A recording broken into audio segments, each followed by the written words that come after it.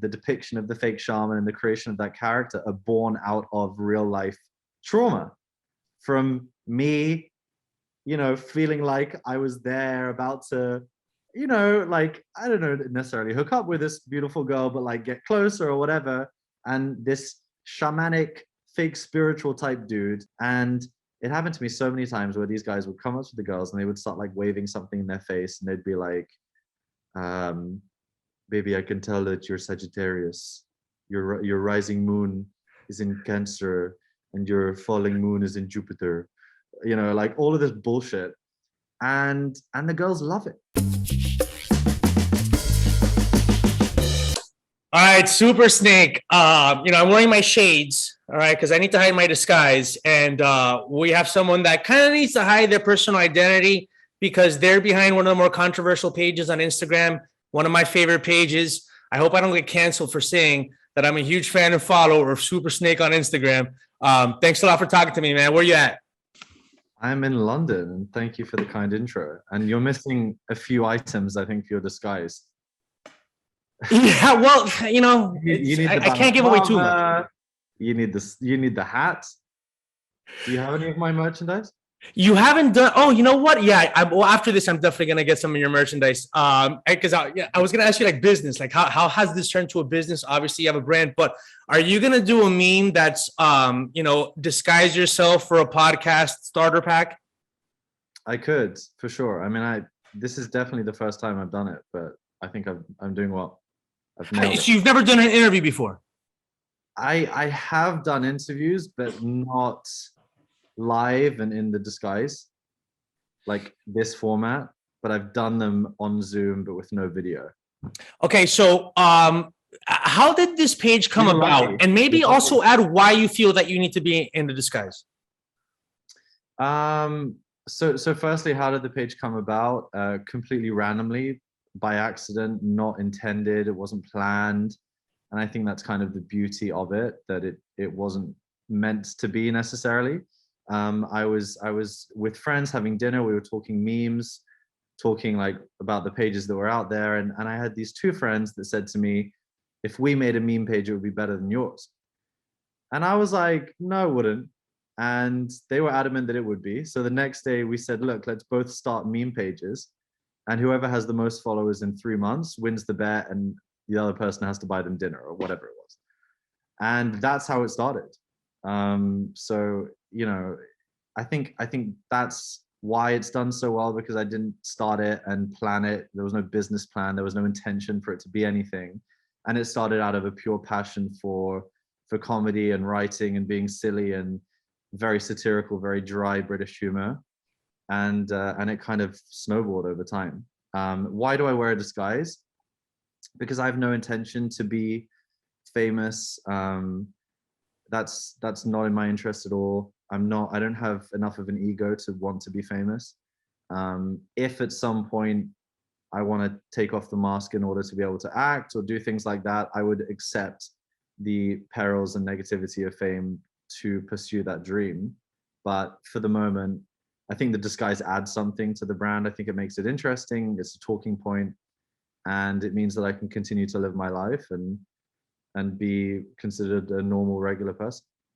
God, what a statement on the modern day, because it's like, I don't think that there's anything particularly controversial or anything that's, should result in any backlash towards you, aside from maybe like club promoters and models and cokeheads. But we do live in a day and age where if you piss anyone off, if you make any humor that strikes a little too close to home and nails it a little too on the head, like your humor does, about nightlife culture and jet set culture and all these things, you risk people kind of like, okay, we're gonna take this person down. We're gonna find a reason to cancel them. We're gonna find a reason to, instead of just maybe laughing at themselves. Why the name Supersnake? It's happened already, by the way. So it's, and that's the people that know it's me. And so I started to think, if it's already happening at such a micro level, imagine on a more macro scale, if it does get big and it does get, even more notorious and whatever, then I don't want my face kind of proverbially is this dartboard that people can then like throw shit at. And can I swear? Sorry. Yeah, go ahead. And that was also an intention. And that's also why I've been careful recently to not necessarily call out people in a negative way. I just think it kind of detracts from the brand. I don't want it to be like this whistleblower, like I'm gonna like make fun of a specific person. I think that's why I love the stereotypes. Like you said, nightlife models, club promoters, so general. There's, they exist in every country around the world. So it means that when you're making fun, it kind of has less of an edge because it's less focused on one person, and it's easier for people to digest, hopefully. Well, let's talk a little bit about this demographic or this stereotype that seems to be the target of most of your memes.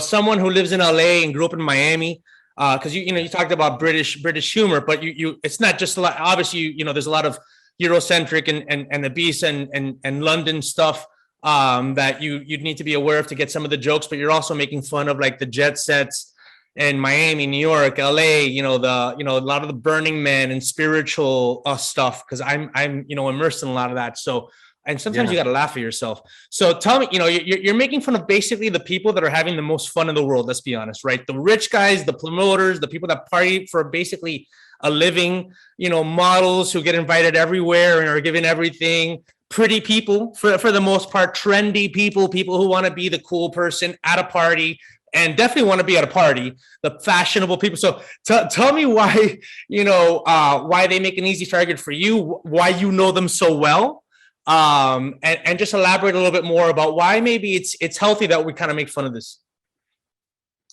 Well, I think it's very important to clarify, first of all, that I'm one of those people. And I think I am very capable of making fun of myself. I'm massively hypocritical because I'll criticize like a type of guy and then go and do everything that I've then criticized that guy for doing. But that's okay. I don't see anything wrong with that because I'm able to make fun of myself. I think it's something that is very much a part of growing up in the UK, is the humor is like pretty savage, and you've got to adjust at an early age to the sort of like, people making fun of you and really ripping you. It's like very much part of the culture.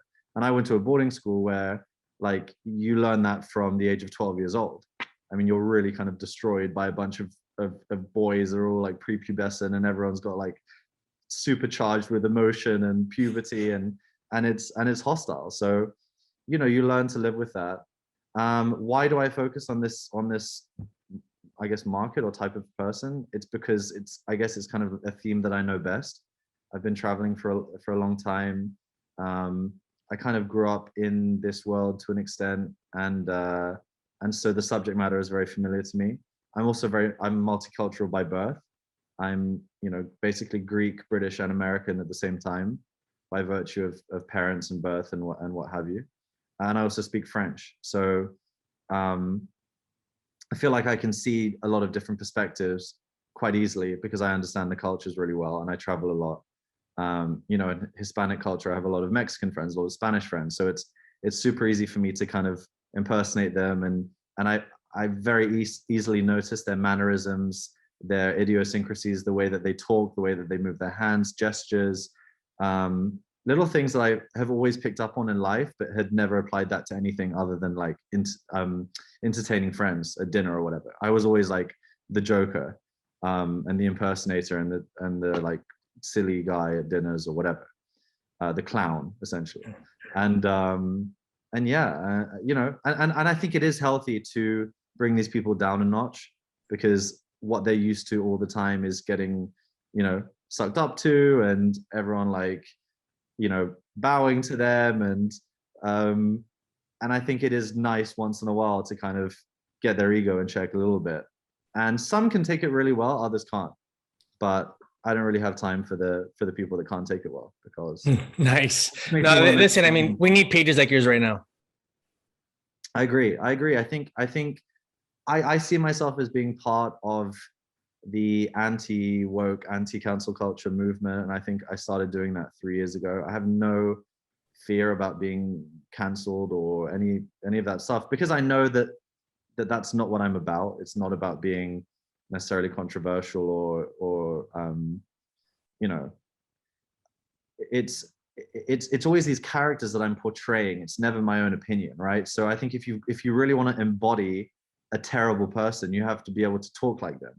And that's the whole nature of the comedy that a lot of people don't understand is I'm not writing these aren't my opinions, right? I'm, you know, temporarily embodying that character, talking as if I'm like them, you know, having these monologues in the captions that really encapsulate what that person is like.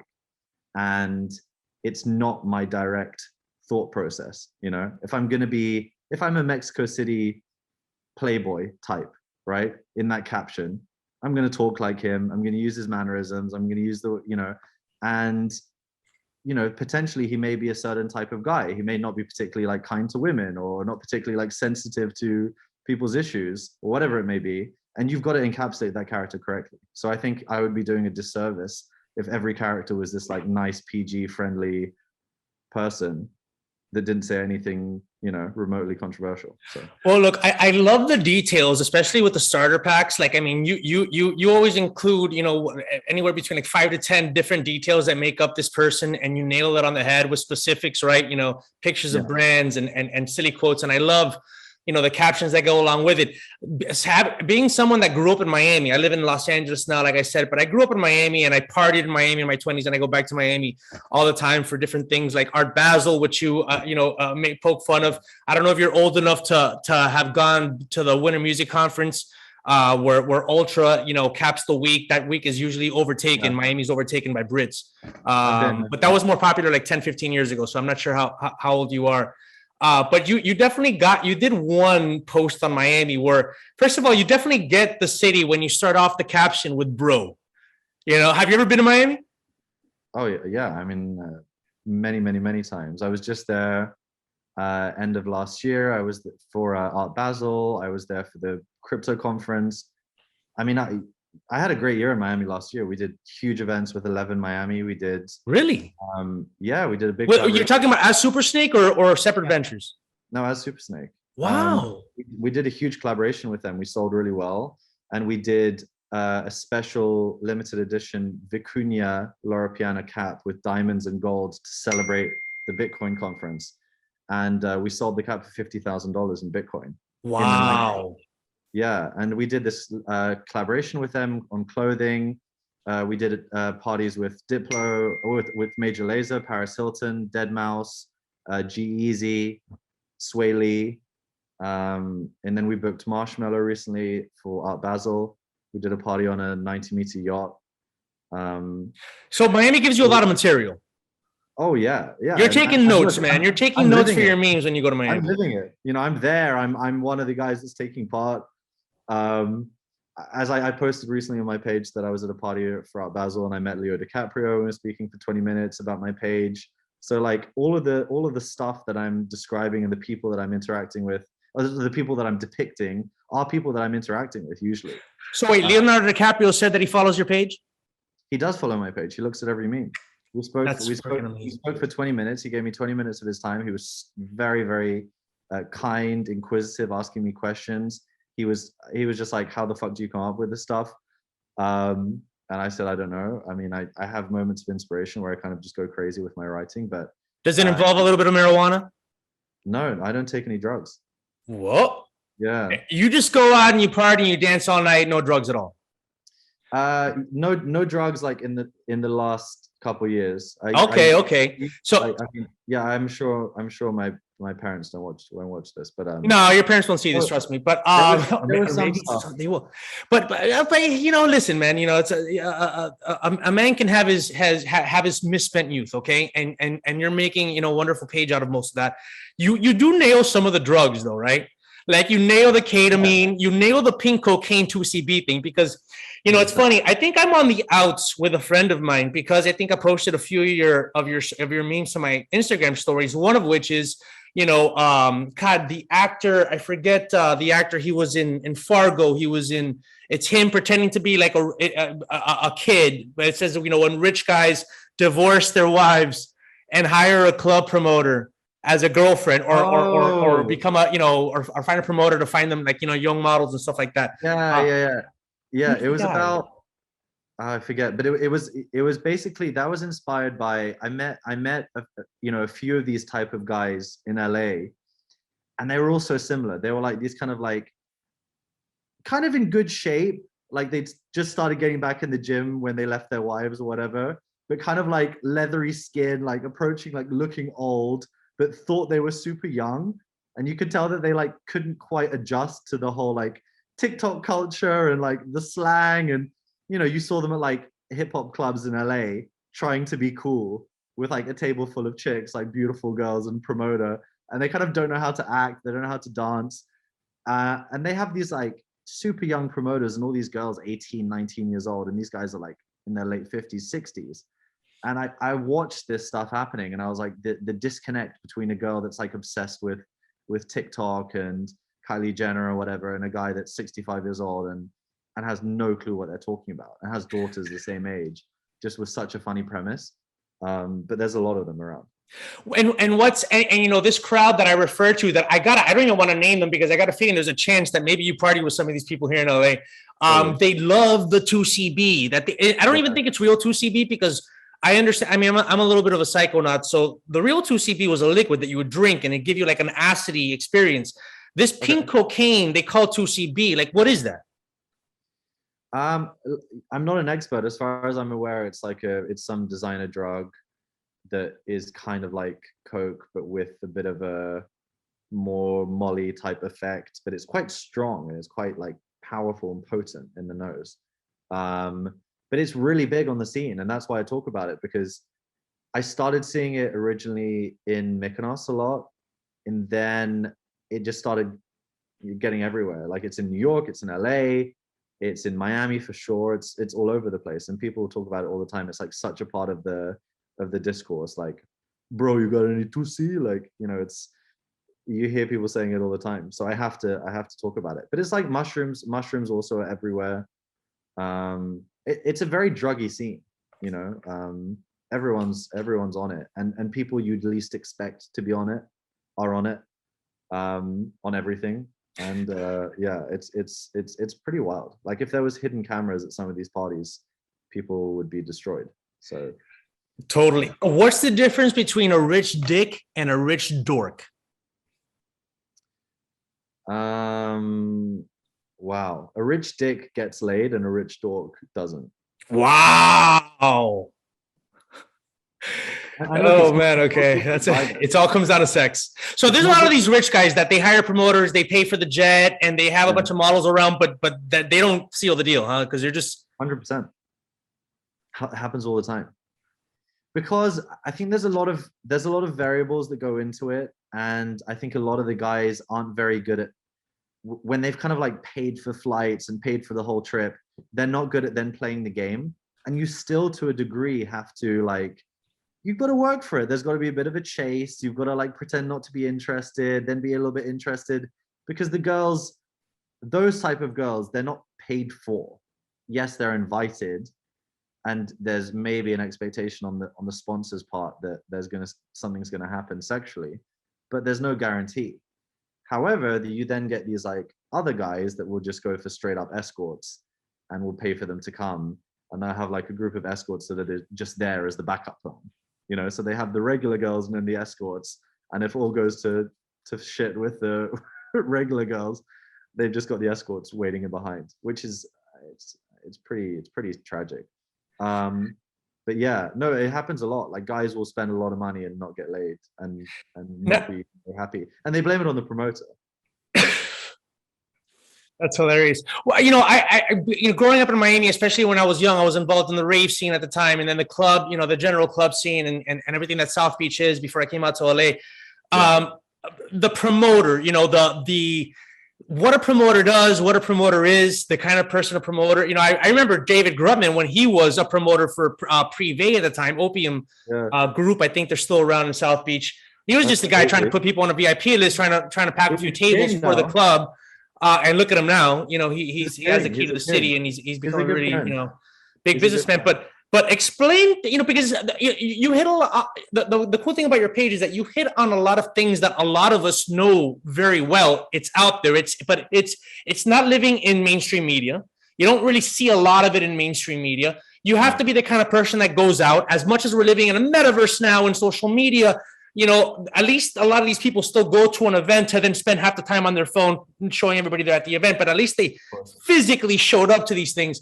So a lot of this culture you hit upon is very real for a lot of people and is very pervasive, but it's not pervasive in the mainstream media and to a lot of like normal people, right? They don't.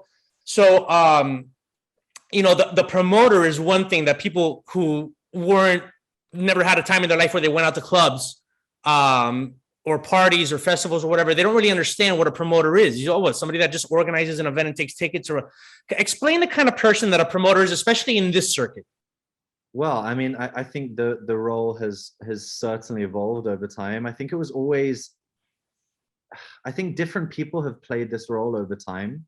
And the role I'm referring to is like the middleman between rich guy and beautiful women, right? And I think historically, from what I've been told and from what my dad told me, actually, back in the day, it was photographers or model agents.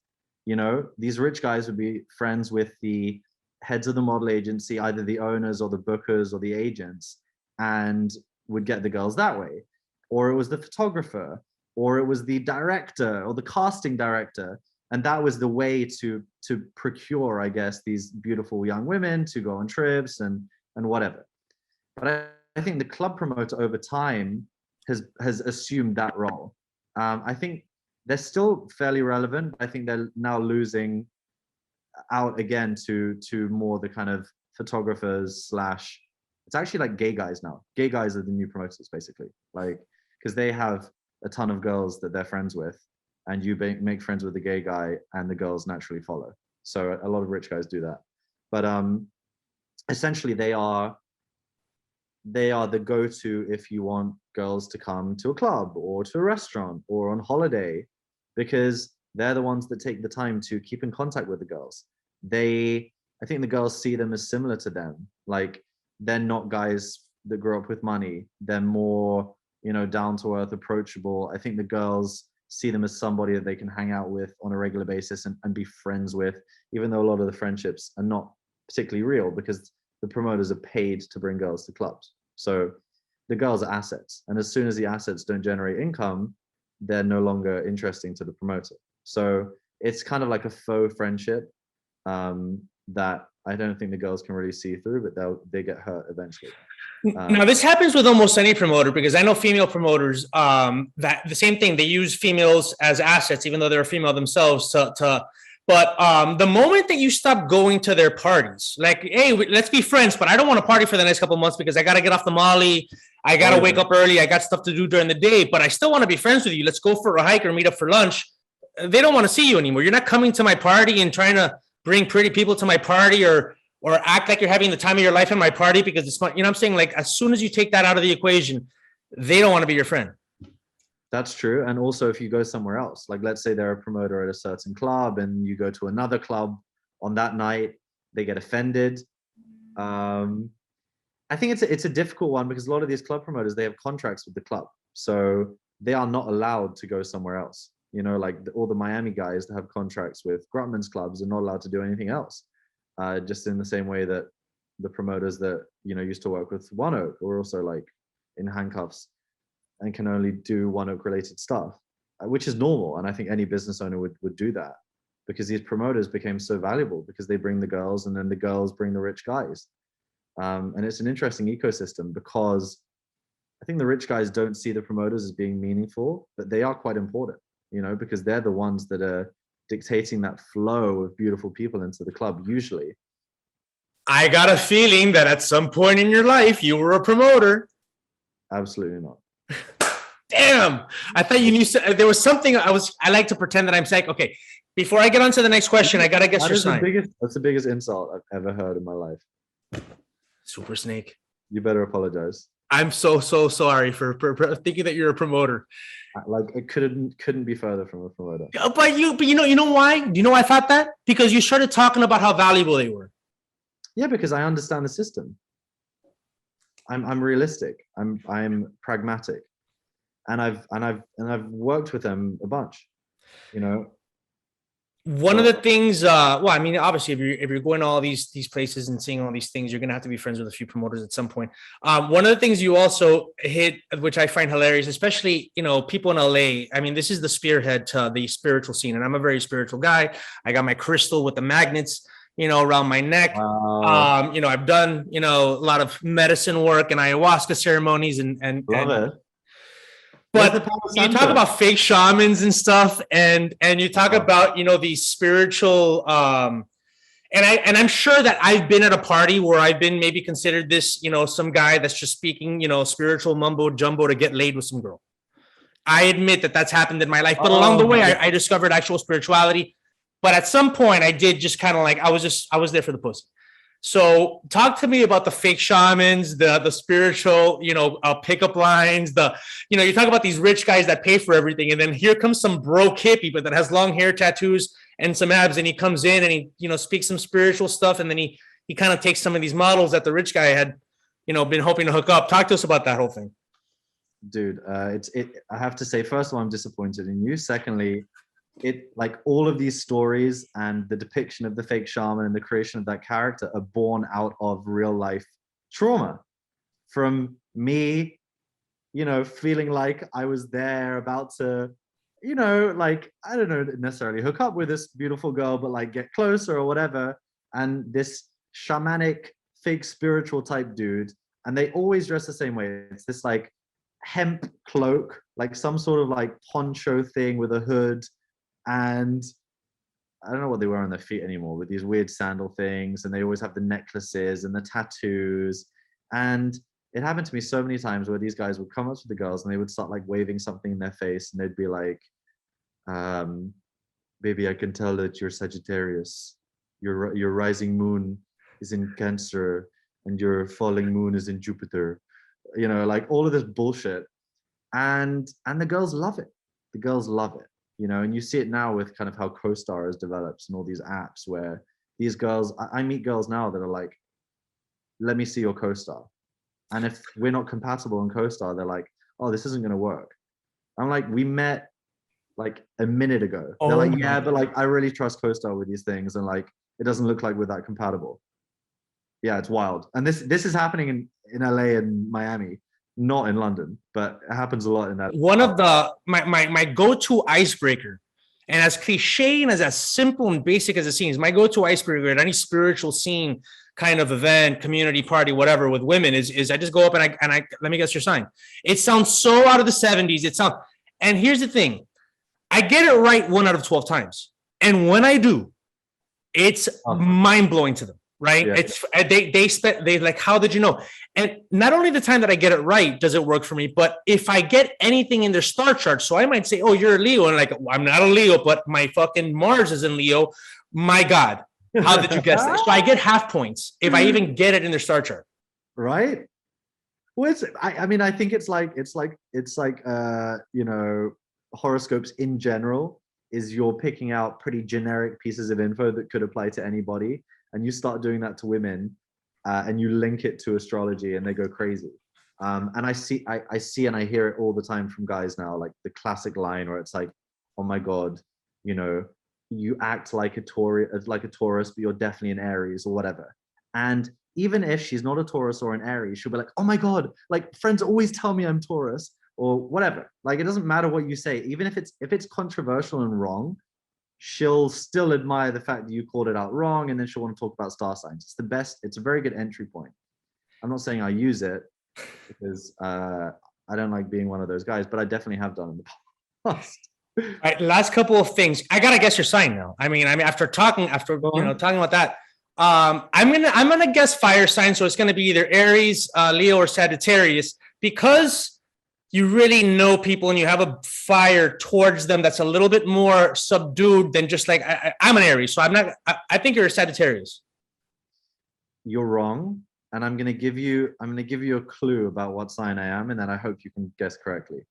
So underneath this very satirical and fiery tongued literary assassin, there is a very emotional man that sits in his thoughts a lot and is very emotional, maybe keeps them internalized.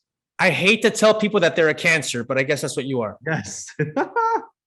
See, but that's because you gave me a lot there.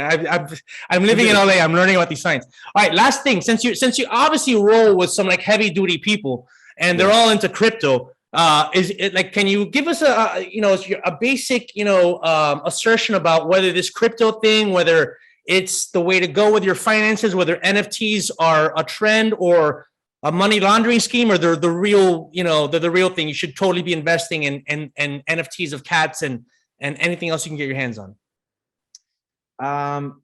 Look, I believe in the underlying technology behind crypto and NFTs 100%. I believe very much in crypto being a sort of a leveler for humanity in terms of, I think it was going too far the other way with the existing financial system. And I think to an extent, exactly what's going on in crypto is going on in the existing financial system. I think the people, the power brokers in the stock market are not happy about it happening. And now they're trying to figure out how they can do the same thing in crypto. But there's still there's a mafia element to all of these things, like with NFTs. I think there are some good projects that have good utilities that do make sense. Do I think most of the projects are complete bullshit? For sure. But the underlying technology of an NFT makes a lot of sense. As a creator, being able to directly monetize your content, to have a decentralized platform where you're not paying any platform fees, and where you can make money in perpetuity. You can release a piece of content and make money on it forever, with a creator share that you assign yourself. So I think there's a lot of value in the technology, and that's why I don't think it's a fad, and I don't think it's going to fizzle out. Just in the same way that, in the advent of the www era and the internet, people thought it was a fad. There was a huge, market boom and then a crash, and things started to level out and the good projects would rise to the surface. I think the same thing will happen with Web3 and with crypto and NFTs. But there's a lot of bullshit out there. Do I want to buy the not so bored, fat, lesbian ape, bicycle club collection? No. I think Bored Ape is enough. And I think there's so many cheap imitations of the original IP that are just a waste of time, and that are definitely a cash grab scheme. So I would say keep vigilant, stay woke, and don't believe everything that a promoter tells you on Instagram, and do your research. But I have not bought an NFT. I have to be honest with you. So, but I got a feeling you're going to be making an NFT soon. I'm doing NFTs, yeah. I like that. Don't get high off your own supply, as they say.